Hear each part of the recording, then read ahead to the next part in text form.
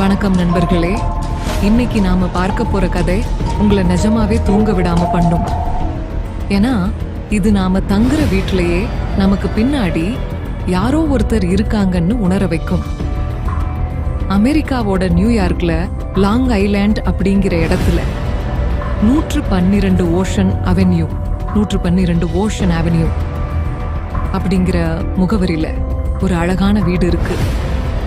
Dutch காலனித்துவ முறையில கட்டப்பட்ட அந்த அழகான வீட்டுக்குள்ள நடந்த அசிங்கமான கொடூரமான விஷயங்கள் தான் உலகத்தோட பெரிய மர்மம்.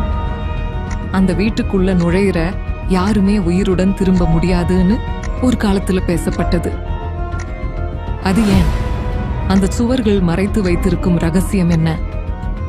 வாங்க கதைக்குள்ள போகலாம். அந்த இரத்த சரித்திரம், இந்த கதையோட ஆரம்பம் 1974 நவம்பர் 13 நள்ளிரவு ஆரம்பிக்குது. ரொனால்ட் டிஃபெயோ ஜூனியர் அப்படிங்கிற 23 வயது இளைஞன் ஆழமான தூக்கத்தில் இருந்த அவனோட அப்பா, அம்மா மற்றும் அவனோட 4 கூட பிறந்தவங்கள தாராளமா ஒரு 35 கேலிபர் ரைபிளால சுட்டுக் கொள்றான். ஒரே குடும்பத்தை சேர்ந்த 6 பேர் அந்த ஒரே வீட்டுல பீனமா கிடக்குறாங்க. போலீஸ் விசாரிக்கும் போது அவன் சொன்ன பதில் தான் உலகத்தையே அதிர வச்சது. அந்த வீட்டோட சுவர்கள் என்கிட்ட பேசினது, அவங்கள கொல்ல சொல்லி எனக்கு கட்டளை இட்டது, அதான் செஞ்சேன் அப்படின்னு சொன்னா. அந்த வீட்டுல ஏதோ ஒரு தீய சக்தி இருக்குன்னு அப்பவே மக்கள் பேச ஆரம்பிச்சாங்க. அந்த கொலை நடந்து ஒரு வருஷம் கழிச்சு டிசம்பர் 1975 ஜார்ஜ் லாட்ஸ் மற்றும் கேத்லீன் லாட்ஸ் தங்களோட 3 குழந்தைகளோட அந்த வீட்டை விலைக்கு வாங்குறாங்க. இவ்வளவு பெரிய கொலை நடந்த வீடுங்கிறதுனால ரொம்ப குறைவான விலைக்கு கிடைக்குது. அவங்க கத்தோலிக்க மத நம்பிக்கை உள்ளவங்க. அதனால வீட்டுக்குள்ள நுழையும் போதே ஒரு பாதிரியார கூப்பிட்டு ஆசீர்வாதம் பண்ண சொல்றாங்க. அந்த பாதிரியார் வீட்டுக்குள்ள ஹோலி வாட்டர் தெளிக்கும் போது ஒரு விசித்திரமான குரல், கெட் அவுட், வெளியே போ அப்படின்னு கத்துது. பாதிரியார் பயந்து போய் அந்த லாட்ஸ் குடும்பத்தை உடனே எச்சரிக்கிறாரு. ஆனா அவங்க அதை அவ்வளவா சீரியஸா எடுத்துக்கல. ஆரம்பத்துல எல்லாம் நல்லா தான் போகுது.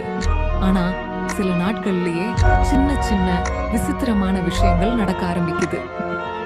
ஜன்னல்ல ஒரு பெரிய பன்றி மாதிரி உருவம், அதுவும் ஜொலிக்கும் சிவப்பு கண்களோட தெரியுது.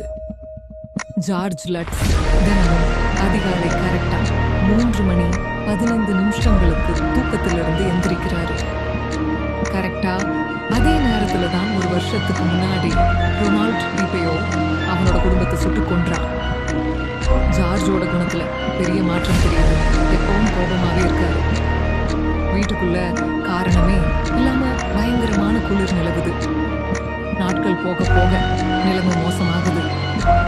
சுவர்கள்ல இருந்து ஒரு கருப்பு கலர் திரவம், ஸ்லைம், வழி ஆரம்பிக்குது. அவங்க சின்ன பொண்ணு மிஸ்ஸி, ஜோடி அப்படிங்கிற ஒரு கற்பனை நண்பனோடு பேச ஆரம்பிக்கிறாங்க. அந்த ஜோடிங்கிறது ஒரு யாரும் இல்லை, அந்த சிவப்பு கண்கள் கொண்ட உருவம் தான் அவங்க அப்புறம் தான் உணர்றாங்க. வீட்டுக்குள்ள காரணம் எல்லாம் ஒரு அழுகிய பிணத்தோட வாடை அடிக்குது. ஒரு நாள் நள்ளிரவு கேத்லீன் காத்துல மிதக்கிறத சார்ஜ் பார்த்து அலறாரு. அந்த வீட்டுல இருக்கிற ஏதோ ஒண்ணு அவங்கள அங்கிருந்து துரத்த நினைக்குது அல்லது அவங்கள கொல்ல நினைக்குது. கடைசியா 28வது நாள் அவங்க அனுபவிச்ச ஒரு பயங்கரமான விஷயம் அவங்கள உடைமைகளை கூட எடுக்காம வெறும் கையோட அந்த வீட்டை விட்டு ஓட வச்சது. இன்னைக்கு வரைக்கும் அந்த 28வது நாள் ராத்திரி என்ன நடந்ததுன்னு அவங்க வெளியே சொல்லவே இல்லை.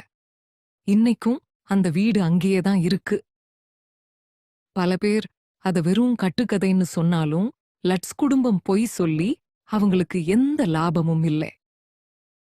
அந்த சிவப்பு கண்கள் இப்போவும் அங்கே யாரையாவது பார்த்துட்டு இருக்கலாம். நீங்க என்ன நினைக்கிறீங்க? மறக்காம கமெண்ட் பண்ணுங்க.